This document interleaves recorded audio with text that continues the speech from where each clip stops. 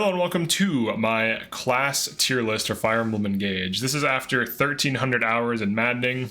So what I'm going to be doing is ranking the classes based on how good I think they are overall. I might be calling out some specific units that make good use of that class.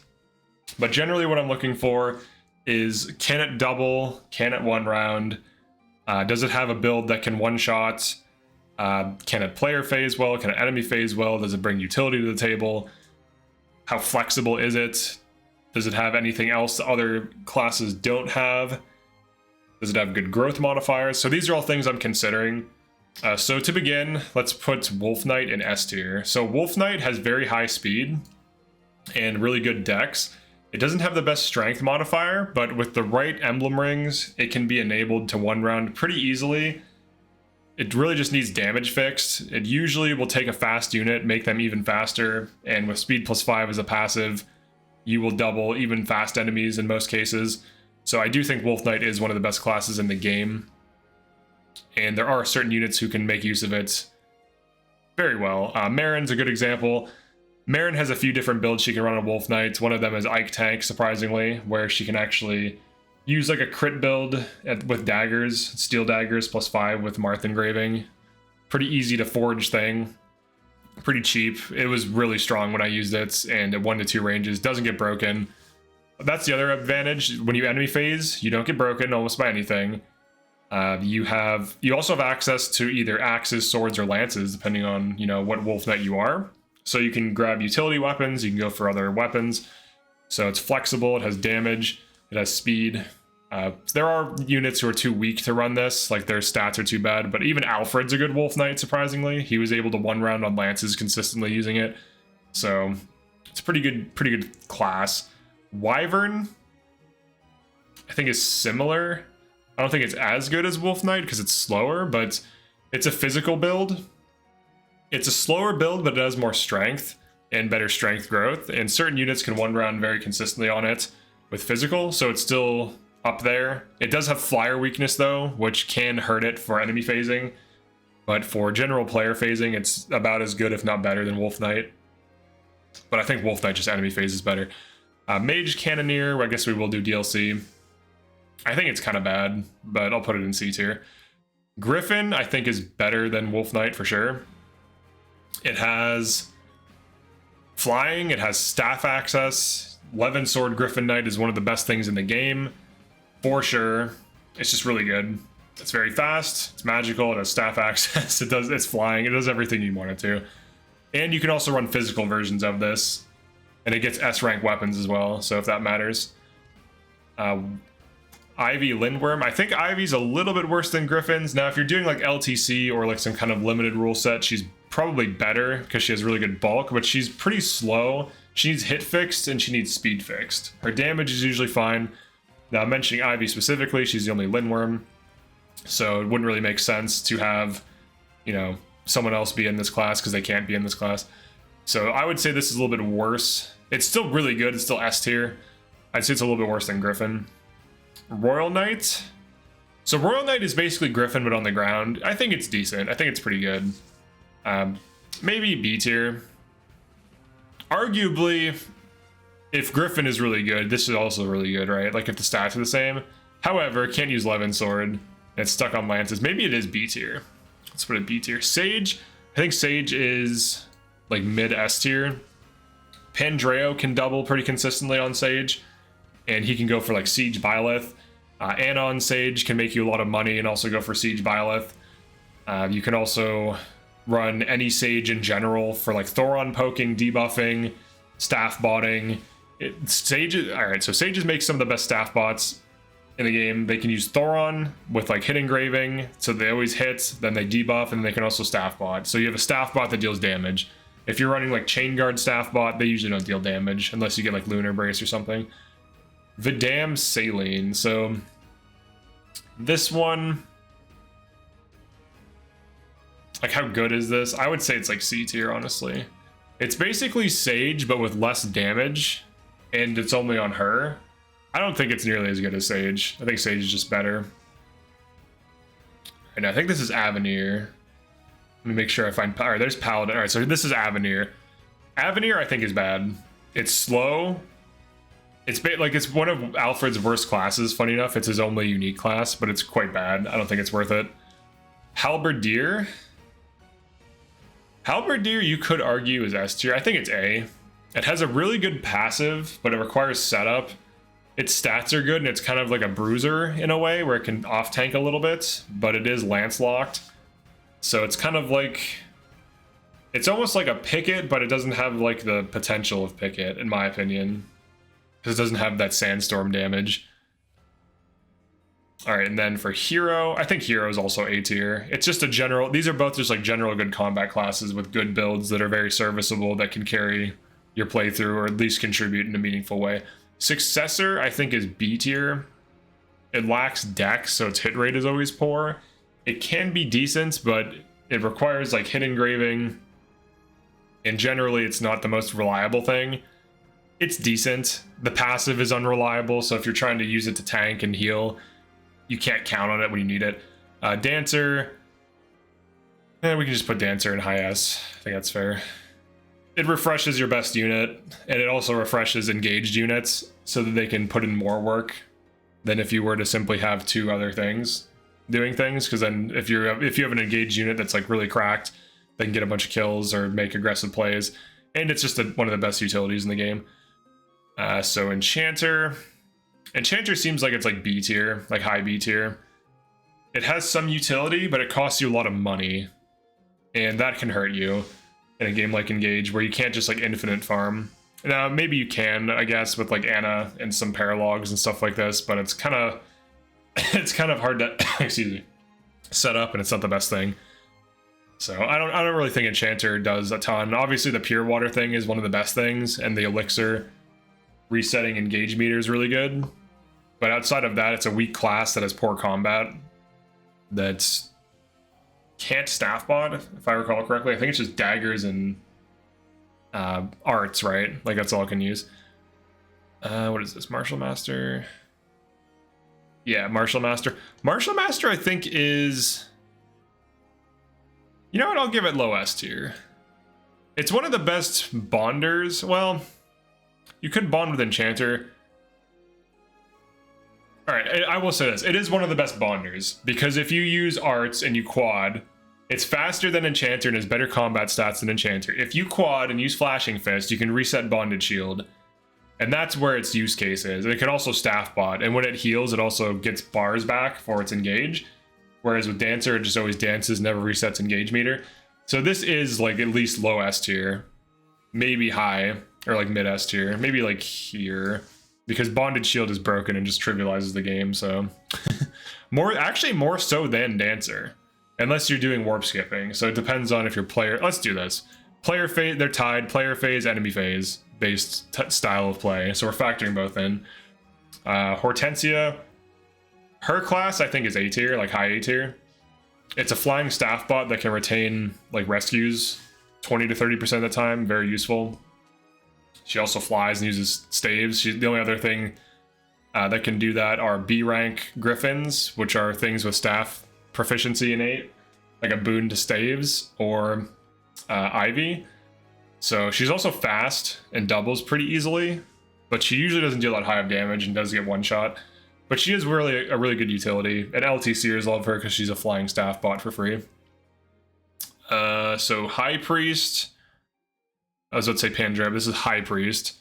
High Priest, I think, is just like good.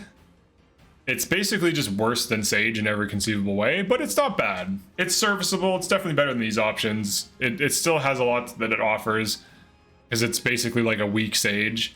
And the punching, like the fist aspect, the arts aspect is kind of worthless on it. It tries to do too much. It tries to be a generalist, but it ultimately fails. So I don't think it's worth it. General, I'll put General in high B tier. I was going to put it in low A, but I think high B is more fair.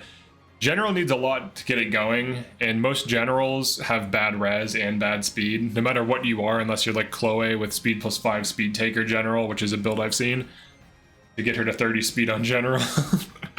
You're going to be getting doubled, and you're going to have bad res. You're going to be getting killed by magic or take heavy magic damage. There are general builds that can shrug it off. There are general builds that one-shot a bunch of things. but they're generally worse than the bruiser builds that have no weakness. There's also weapons that are specifically effective to generals as well as mages, so a lot of weaknesses. You do hit really hard, but it's basically just a worse version of Great Knight. So Great Knight could be S tier actually, depending on the unit. I need to test it more, but you have better res, better speed, better movement, and you know, one less strength, one less build in general. So it's literally just general but better, except you can get broken. General can't get broken. It's usually not that big of an issue, to be honest. You also get -3 damage if you're in front of an ally when you get attacked. So then you're looking at a constant damage reduction just by existing. So you actually can tank better than generals when using positioning well. Picket, I do think, is low S tier. I don't think it's as strong as these, but I do think it is low S tier. There's a lot of builds Tamara can run that really pop off, and she has good player phase and enemy phase builds. Some people argue that she doesn't player phase very well if you warp skip and things like this, but on my second Maddening run before the well was added to the game, I did a Sigurd Brave Lance build, and she took off 2 health bars from Lumera without Lance power, off of just using her SP she gained from leveling, using her own SP in her pocket, as someone likes to say in my stream. But if that's achievable, and then she also took 2 health bars off of Sombron using Sandstorm. So if that's achievable without the well as a player phase build on Sigurd, like as like an offensive tool, like her defensive tool, like as a defensive tool, she has Roy build, she has Ike build, she has Erica build, all of which can tank a ton of enemies. The Roy build, I think, tanks the best. The Ike build is very similar, like the Roy and Ike build. The Erica build can tank quite a lot. All of them can kill very well. And she has really good Sigurd build. She has good Marth build. She has like 5 really good builds that player phase very well and enemy phase very well. Like enemy phase exceptionally well, I should say. She has really good defensive stats, so she has good defensive stats and speed, which allows her to tank really well. But if you play fast, you might not value her tanking. So Thief, I think Thief is high B tier. I think it falls off endgame, and it also suffers when there's no avoid tiles. Now obviously you can have it run Corn to give itself avoid tiles, but there are mystic enemies all over the endgame, and they hit right through the avoid bonus Thief gives itself, which usually lends itself to dying and getting hit for huge damage because it has low health and typically poor res. So I would say it's B tier. Berserker is a bad class. You should never run it. It's just worse than Warrior, unfortunately. It's statistically worse than Warrior in every way. It has worse dex cap. It has worse weaponry. It has a worse passive. It's just bad. Bow Knight. Some people swear by this thing. I'll put it in like mid A tier. Maybe I'll put it in low A tier. It has good dex and speed growth, but it doesn't have that good of strength growth. You do get access to a hit plus 40 passive when not moving and using bows, which is decent, depending on the units and what you're going for. But you get basically weapon or a bow plus like a physical weapon like swords, axes, lances, which is decent. And outside of that, it's just like a serviceable combat class that I do think is worse than like Wyvern, Griffin, and Wolf Knight. But it's decent. It has some upside. It's pretty good. Fagato, Cupido. I do think this is better than Bow Knight. I don't know that it's S tier. I think Fagato as a unit is S tier, but the class itself is just like A tier, if that makes sense. I'll put him like here. So he has really good bases, growths, and stats, and can basically just like pop off immediately for free without doing anything. And he can one-round a lot of things. He can one-shot flyers on Radiant Bow. He can one-round armors on Radiant Bow for literally 0 investment just using him, like no passives or anything. So he's quite good. And if you give him like speed plus 3, which is very cheap, you can get him going. And he's just a good free unit that does good damage. That's good filler for your team. And honestly, I can't recommend him enough. He's really good. Divine Dragon. I'll put this in low S tier for Byleth build. So you dance, you reset 4 people, you give them plus $3 stats. You can also instruct and give things plus $3 stats. What else is there? There's Maybe, hold on, maybe this is an S tier. What else does this dragon do? Because I'm thinking of Alir. Or did I say Byleth? I'm thinking of Alir as like all the things Alir can do. Maybe Divine Dragon isn't S tier. I think it's A. You can Corrin build. Yeah, let's say it's like here, I guess. It'd be like here. So the builds would be like Byleth utility and then Corrin utility for Divine Dragon. I think there's others too. I did want to try Ike tank on this. I think that could be interesting. The idea with that would be you get 60% damage reduction instead of 50 when engaged with Ike, so you can tank 10% better, which doesn't seem like a lot, but if you're getting hit by a lot of things, that's definitely a significant difference. Also, another way to look at it is instead of taking 10 damage, or instead of taking 5 damage, you take 4. So that 10% does matter. And especially if it's like larger numbers, right? It's an extra like 1 damage off per 10 damage taken.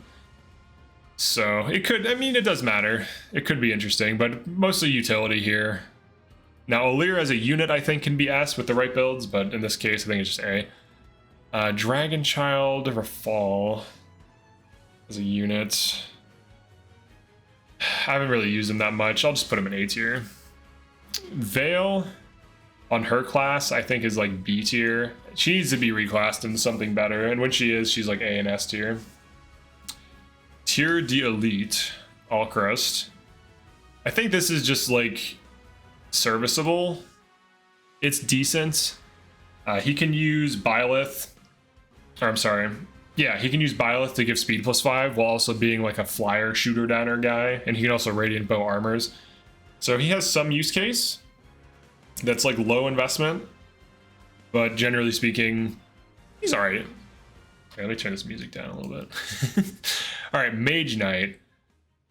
I think Mage Knight is a little bit worse than Griffin. Maybe about the same. Maybe it's tied. Let's say it's tied. Because one of them is more utility and flying oriented, the other is more just like pure damage. But Mage Knight, I think, is like one of the best combat classes in the game. Celestia, she's Ivy, but better. She's like a flying Mage Knight, whereas Ivy's a flying Sage. That's a way to look at them. Paladin. Paladin's not bad. The fact that it's locked to one weapon, though, I'm going to put in high B tier. Alright, this is Archer? Or is this Sniper? Is ETA meant to be... I think ETA is meant to be Sniper. Sniper, I think, is also a B tier. It's, like, decent. It's decent, but it has, like, this crit +10 passive that's kind of interesting. And maybe you can make it work with, like, Lyndon and have him use, like, a killer bow. So then he gets, like, crit +20 from his passive, crit +10 from being on Sniper. And you could get him, like, 100% crit. Maybe that's like, a player phase only build, though. But it's a decent thing. It's not like the best thing. Maybe it's worse than Thief in general. I think that's fair. Swordmaster.